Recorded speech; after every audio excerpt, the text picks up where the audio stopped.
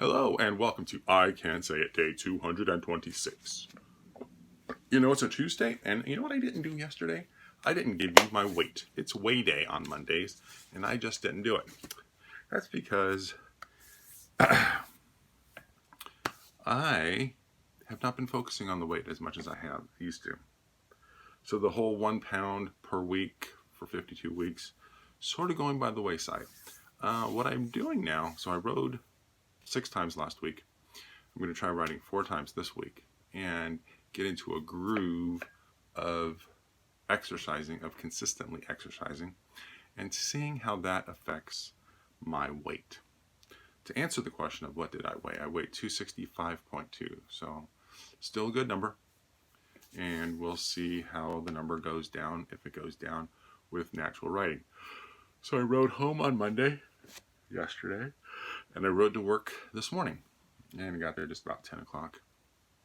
And the time was about 1:20, which is a good time. The last part of the ride, for some reason, is starred on Strava, which I haven't learned out why it's starred, but it's starred for some reason. And now I'm getting emails that say was showing me my time doing the rides. So it is really one of the more boring parts of the ride, which is from McCarthy. So it's on McCarthy from 237 to Dixon Landing Road. And so I'm doing that ride. And so this morning, I was feeling okay. I mean, I was doing it at, I thought was a normal speed, but it was a personal record. So it was 8:38.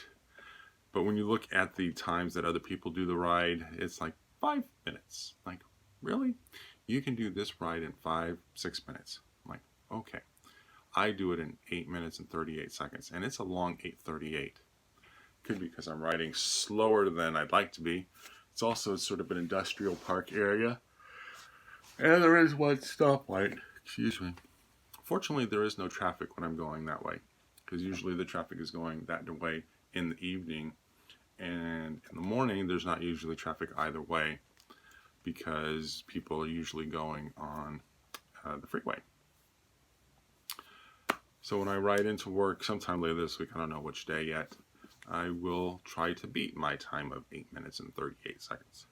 Because, you know, now that you're setting personal records. But so Strava, which is the app on your phone that you can use for recording bicycle rides and running. I think there's other activities too, but I haven't looked at those yet. And so when I start a ride, I press the start button, I turn the phone display off, I drop it in my backpack, and I just go. And the route that I take, it records the entire route. People have created segments along the route that they're interested in tracking, you know, how well did I do from point A to point B.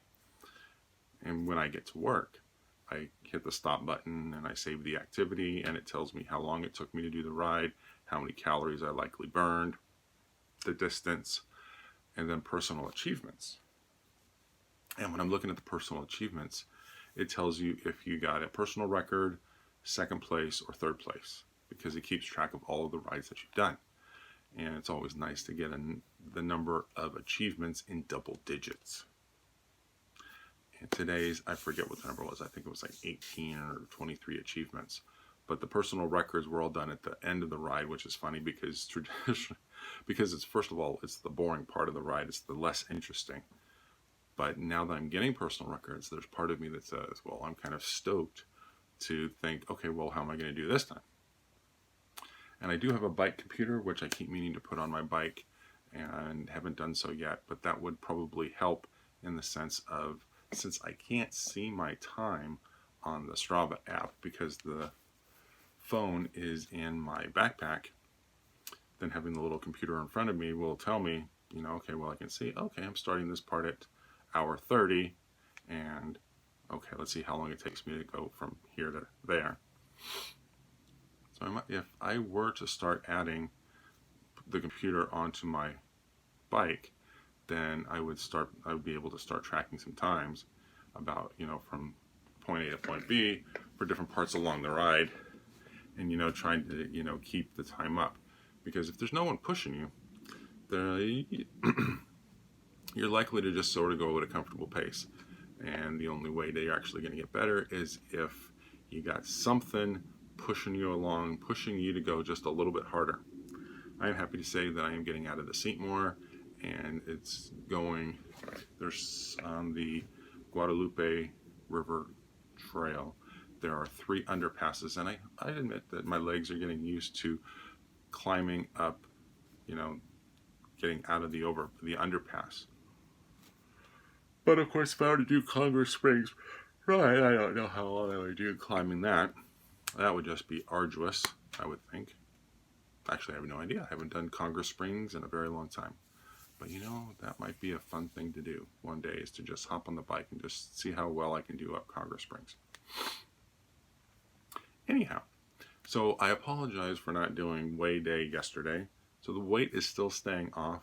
I'm still eating well. It's just I'm not eating and exercising in such a way that the weight is coming off. But I did feel skinnier today. I don't know. I didn't weigh myself this morning, so I don't know what the scale said.